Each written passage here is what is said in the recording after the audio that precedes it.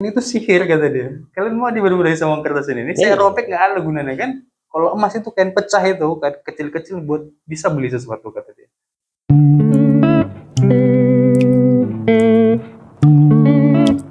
Ada konten podcast di bahasa agama pak. Cuman dia santai kali pembawaannya, kayak ngobrol-ngobrol sama teman kayak gitu lah. Ada namanya Green Boys versi Ramadan dia.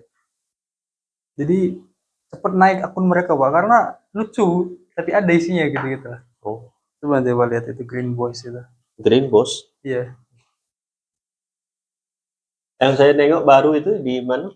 Di Facebook. Ada Ah, anak-anak muda wajah-wajah Arab tuh.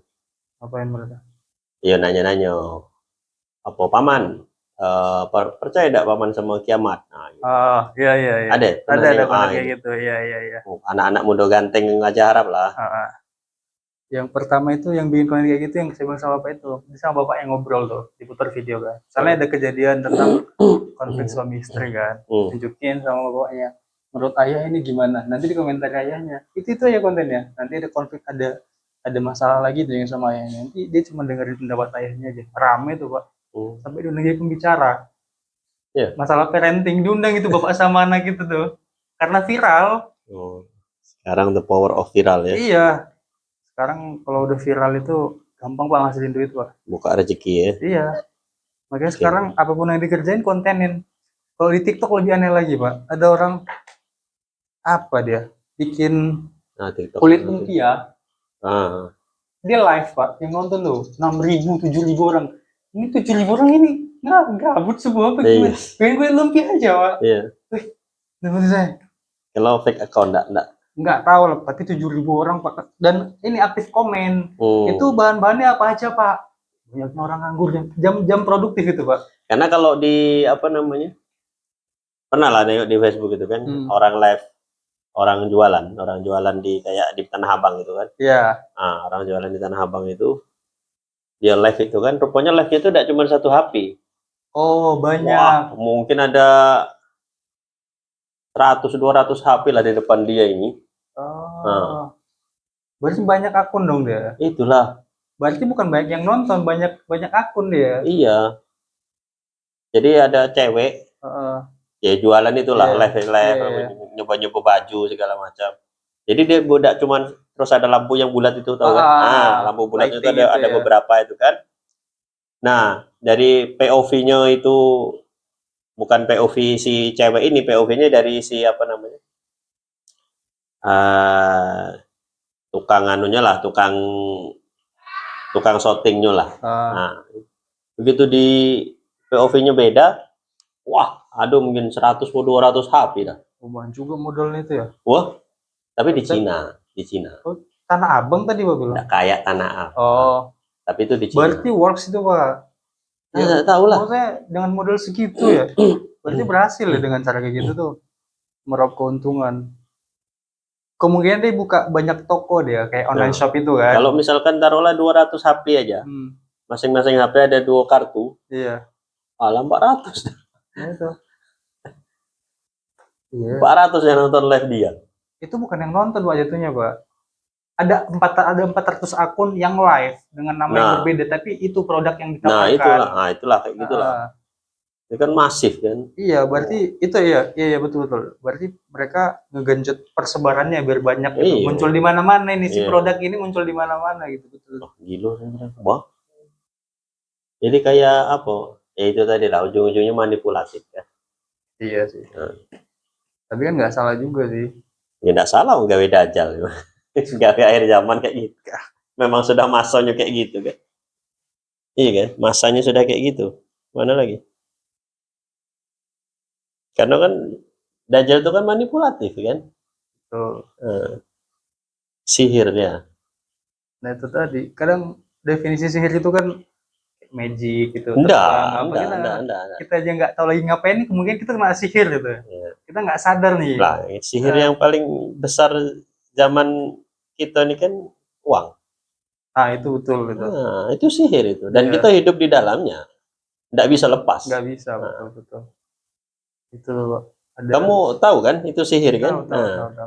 Saya dulu dapat apa namanya pemahaman itu dari ini. Itu rencana minggu depan lah, jatah saya kuliah Ahad subuh tuh. Nah, Saya ngebahas itu. sampaikan. Ya pening lah bapak-bapak, mama-mama kan.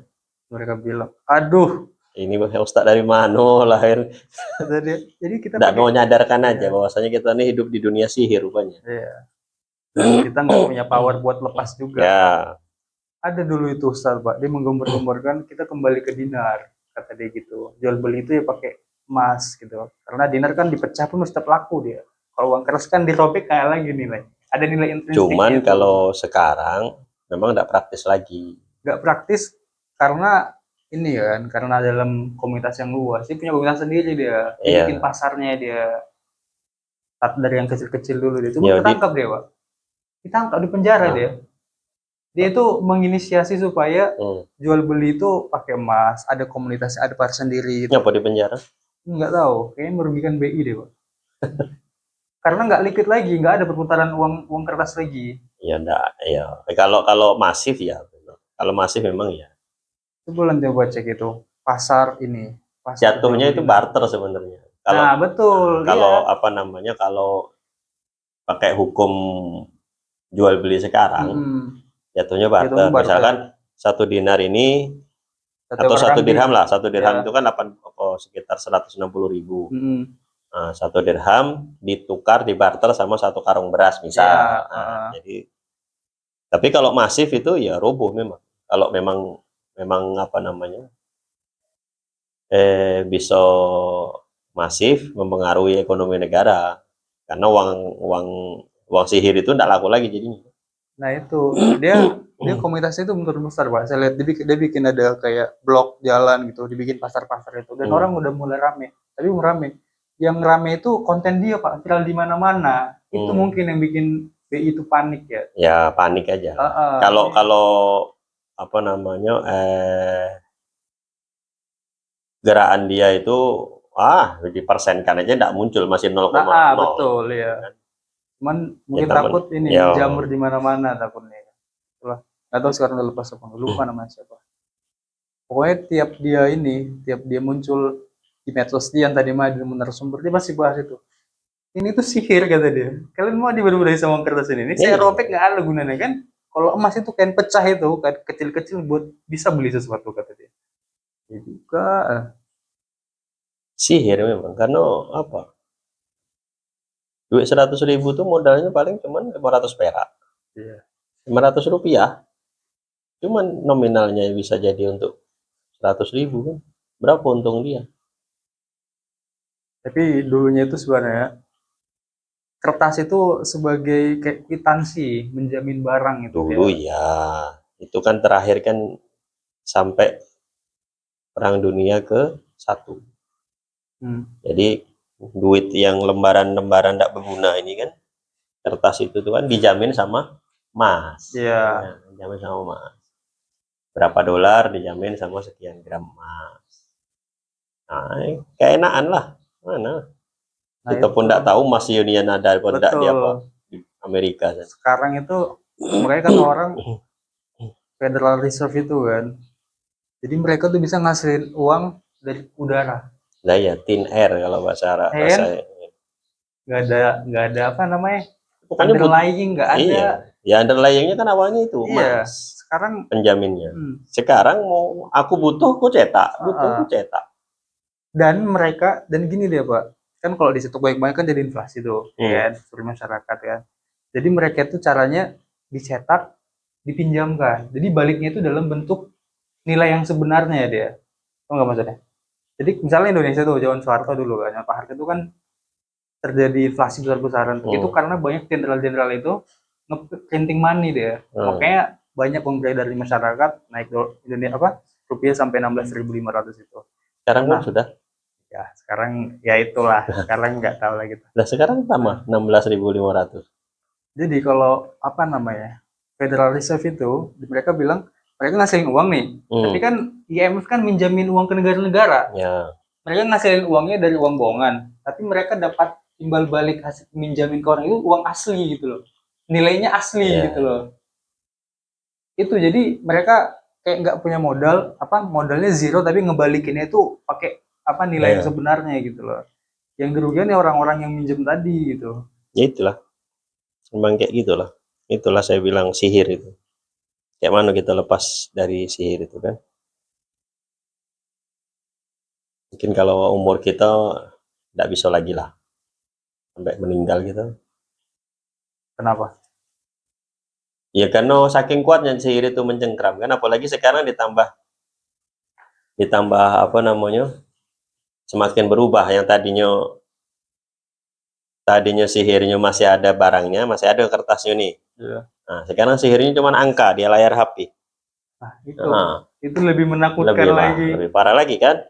Nah, dan di tempat-tempat elit sekarang bahkan tidak terima lagi loh duit cash. Iya. Iya, tempat-tempat elit itu contohnya kayak di bandara, ya kan, di restoran-restoran bintang 5, hotel bintang 5. Kalau dibayar cash udah bisa pak, serius dah. Iya. Nggak bisa di cash pak, pakai apa namanya, transfer, QRIS, apa kan. Wah, Itu kalau ngomong dari kemajuan teknologi memang canggih ya kan. ya cuman itu menipu. Resikonya. Nggak canggih itu kan persepsi kita sebenarnya. Iya. Persepsi kita. Betul. Persepsi aja itu. Kalau itulah ngeri lah. Kalau saya mikir itulah, kapan lah apa namanya selesai ini. Ya, makanya saya bilang sama kamu kan, kapan lah selesai hidup saya ini? Karena mau bebas tidak bisa. Kayaknya hampir tidak mungkin apa namanya seumur saya ini bebas dari sihir tidak jelas ini kan. Escape lah pak. Ya escape ke mana? Oh jelas, pergi ke gunung. Iyalah, bangun rumah di sana, bawa punya peternakan. Kamu suruh bangun bebek, tidak mau. Kamu bebek di sini nggak ada lahan gimana? Pergilah ke Wayakumu. Saya resign gitu ya, nggak masuk akal. Sekarang itu gerakan banyak itu pak di Eropa, di Amerika itu mereka punya tabungan nih, kayak apa misal tabungan presiden cukup, dibeli lahan kosong tuh, dibangun rumah sederhana, dibangun kolam ikan, dibangun kebun sayur, dibangun apa, ada peternakan kambing sama sapi. Udah, dia nggak perlu keluar lagi pak, dia nggak perlu transaksi pakai duit lagi. Dia makan dari apa? Dari ikan, dari sayur, susu tinggal perah. Udah hidup dia memang dihabiskan untuk itu sampai dia tua itu. Ada itu yang di Indonesia itu ada itu, yang di Facebook satu orang lah, 2 orang lah. Nah, tidak banyak di Jawa, di Klaten apa di mana? Ada rumah kecil, pekarangannya ditanami sayur mayur, dia ternak ayam, ternak bebek, ada kambing beberapa biji, kayak gitulah. Iya. Sebenarnya kalau kita udah bisa lepas 100% dari kehidupan luar, kita udah mandiri sekali nih kehidupan kita, bukan listrik. Kan sekarang ada panel surya, pasang aja di seng itu loh. Listrik kan cuma butuh malam aja. Kita campakkan gadget ini, udah nggak perlu lagi beli kuota. Itu teknik escape yang paling tren sekarang di Eropa itu. Iya. Berdiri kaki sendiri, nggak butuh PLN, ya kan? Nggak butuh PDAM. Dia punya sumber, dia bangun rumahnya itu di sekitar aliran sungai, ya kan? Das ya. Das.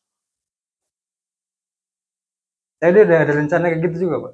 Saya rencana di Bukit Tinggi kayak gitu, Padang Panjang atau enggak lah. Kan dingin di Bukit-bukit itu. Panjang ya, bagus ya. Wah, menghabiskan masa tua di sana kan. Kepala kayu kamu. Nah itu, Pak. Nah, kayak kripto itu kan, Bitcoin itu kan. Nah, Bitcoin itu siapa penciptanya? Gelap kan? Gak ada tahu Pak. Tidak ada yang tahu kan? Gak ada yang tahu. Tapi nilai nominalnya ngeri, satu koin itu. Dulu itu Pak, sempat 3 juta itu. Iya. Sekarang 1 M. Itu maksudnya apa yang bikin dia naik gitu kan? Enggak, maksud saya itulah. Kalau enggak dibilang itu tadi, ya itu rupanya yang menciptain Bitcoin itu Dajjal, enggak tahu kita kan. Pernah kamu tahu siapa pencipta Bitcoin?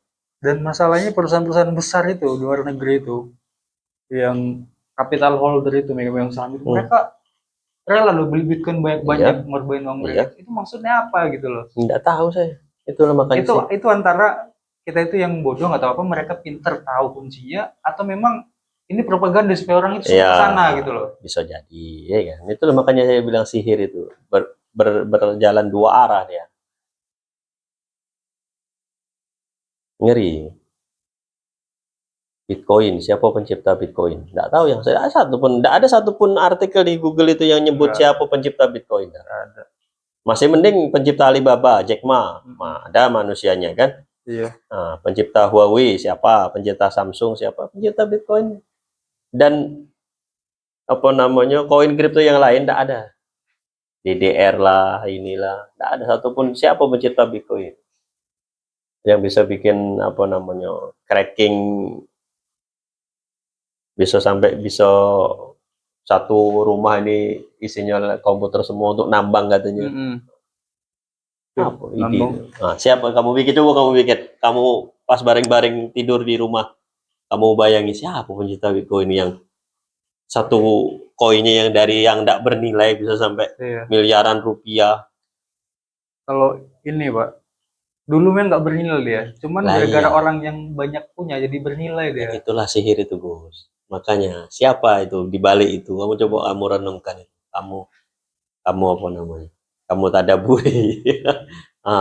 Alangkah ngeri kan. Makanya saya bilang sama kamu, Nan, ini apa namanya? Oh, sebenarnya aku rekod saja. Saya bilang sampai capek itu itulah. Kapan lah sama kapan lah? Sebenarnya tadi saya kasih alternatif Pak, gak usah meninggal supaya lepas dari semua ini. Berdiri kaki sendiri aja udah.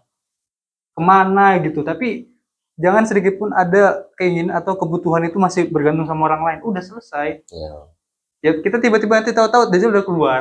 Kan kita nggak tahu. Ya kan?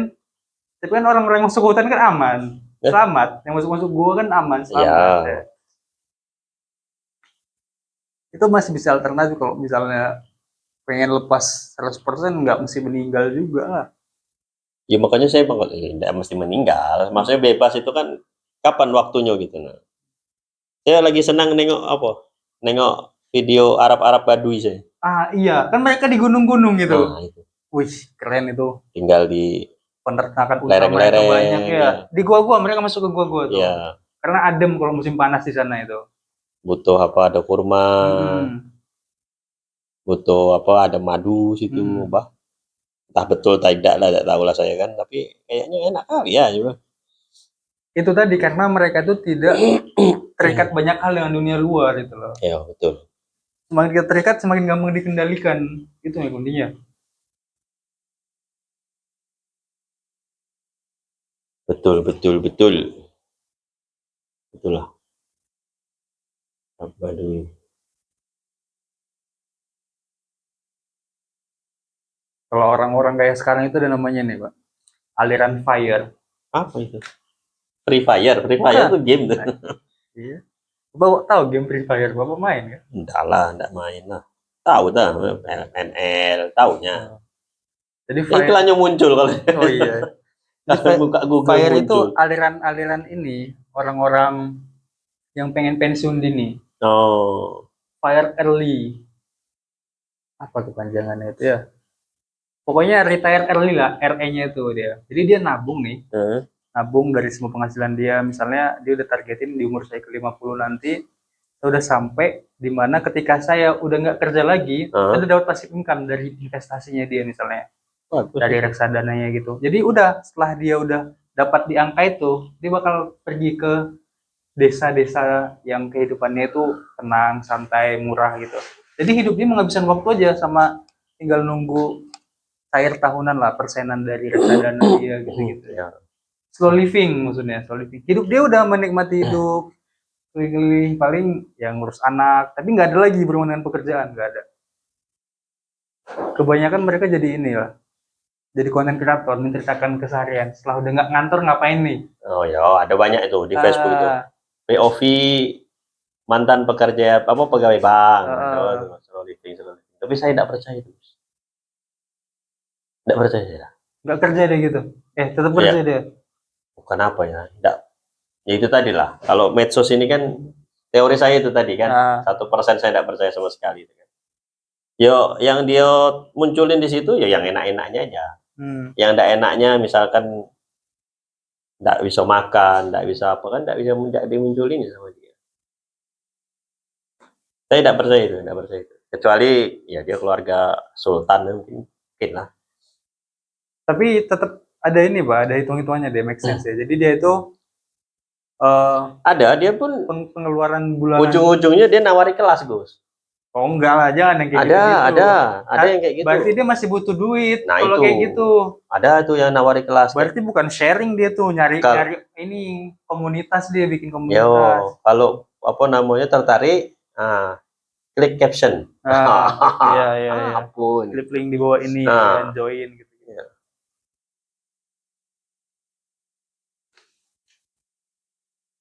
Kalau kata Li Hong Heng, tahu nggak? Siapa itu? Manusia apa itu? Aku nggak tahu. Ya. Coba pernah main saham. Ya, boleh koheng. Saya tidak pernah main saham lah. Warnawa bilang kemarin. Suku tarik. Pernah. Oh, suku. Suku pernah. Jadi saham tidak pernah. Belum Bapak saham Indonesia.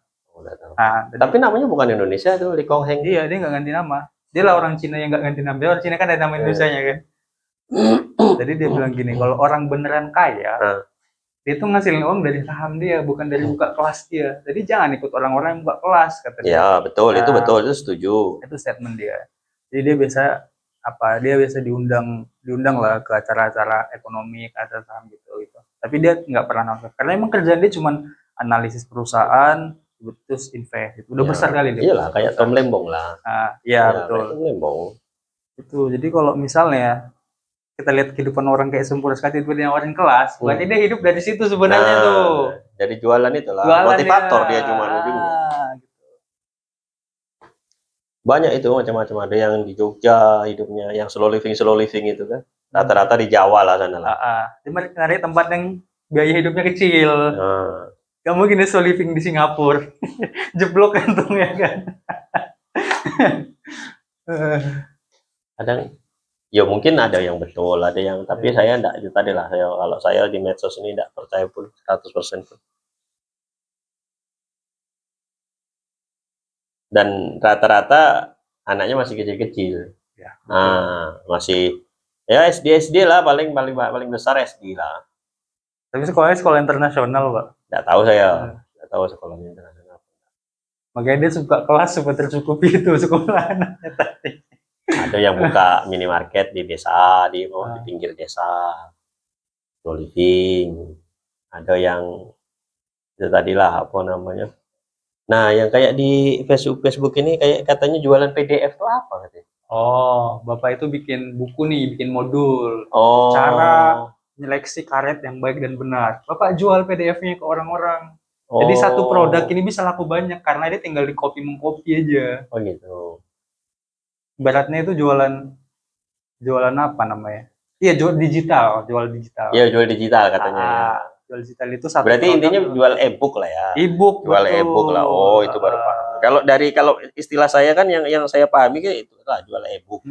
Jual e-book. Jadi satu produk itu bisa duplikat banyak dan dijual banyak orang. Kalau kita jual buku asli kan kita ada model tuh, kertas, printingan. Ini enggak, model kita otak aja sama ngetik. Terus sekarang lagi viral dan ternyata baik juga jual kelas, Pak. Dia bilang saya udah berhasil ngejual sini ikut join kelas saya biar saya desain. Dia bukan dari penjualan, dia tuh dari kelas dia untung dia tuh motivator lagi ujungnya. Bisa jadi dia jual ke orang-orang di kelas dia, kau baca buku saya nih, kau beli katanya.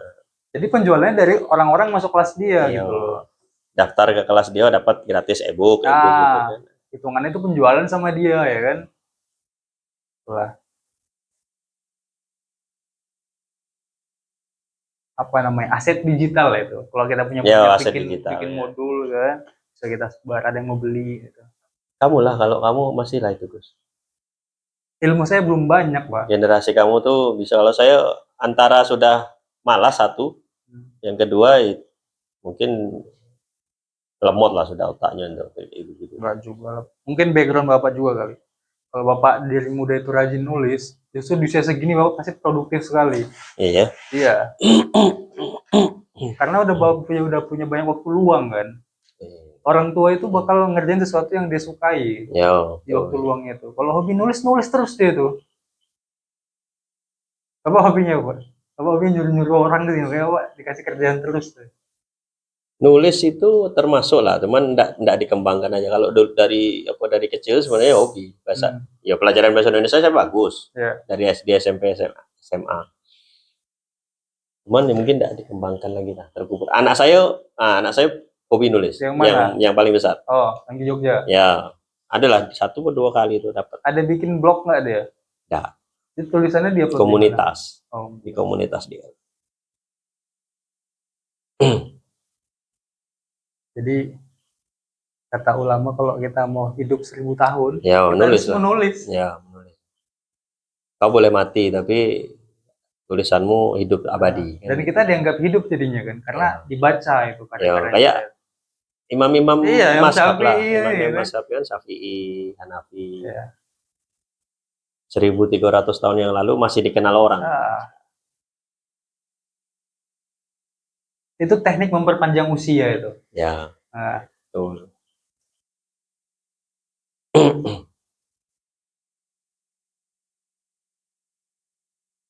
Jadi menulis itu udah the next level ya Pak. Indonesia ini jangan menulis, membaca pun malas. Oh ya, membaca pun malas. Jadi kalau orang udah menulis, berarti membacanya udah selesai deh Pak. Bukan selesai, sudah melewati fase itu dia. Betul. Karena orang nggak bisa nulis kalau nggak baca dia.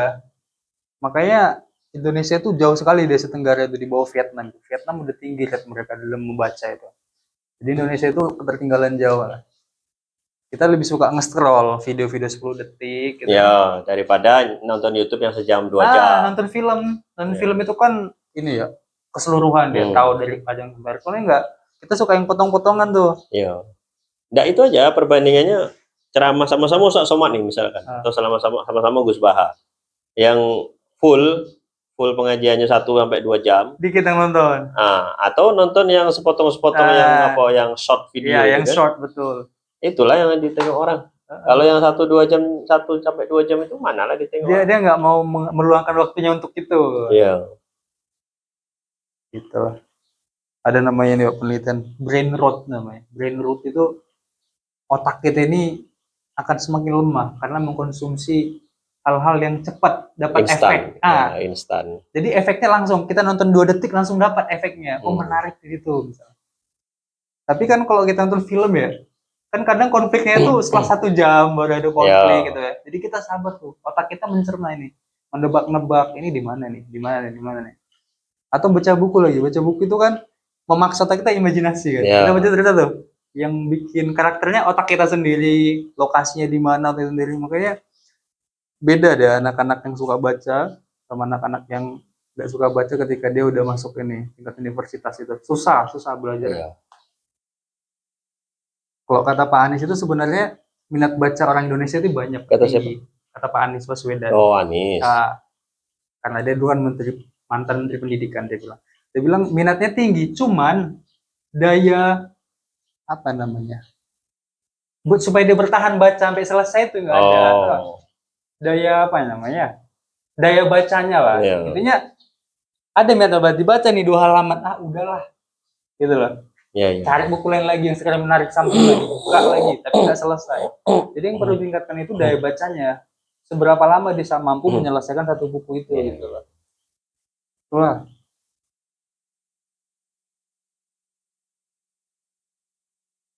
Jadi bener kalau negara itu tingkat bacanya itu tinggi, masyarakatnya atau pelajar-pelajarnya itu cepat ya berkembang. Terakhir itu baca seberapa maju pendidikan di negara Asia Tenggara itu. Bahkan Vietnam bisa mengalahkan Singapura. Iya. Sekarang. Sekarang. Apa coba ini mereka? Strategi mereka. Salah satunya yang paling kuat adalah baca. Iya pasti baca. Maksudnya apa yang menggerakkan mereka mau baca, mau belajar itu? Guru-gurunya diseleksi benar-benar. Jadi guru yang mau ngajar di pedalaman gajinya 3 kali lipat. Dikasih penghargaan tahunan, dipanggil ke Istana Negara. Ini guru yang berhasil meningkatkan taraf kecerdasan murid-muridnya di sekolah gitu. Jadi jadi mereka anggaran untuk pendidikannya tinggi deh, Pak. Dan memang tersalurkan semua. Makanya sekarang Vietnam itu bisa mengalahkan ada indikatornya. Mereka pakai indikator apa gitu ya. Anak-anak Vietnam itu dites sama anak Singapura sama anak Amerika. Vietnam masih di atas. Padahal dulu Vietnam itu kacau. Tapi kalau masalah pendidikan itu yang katanya dulu siapa namanya? Irlandia atau apa pokoknya yang Finlandia. Finlandia.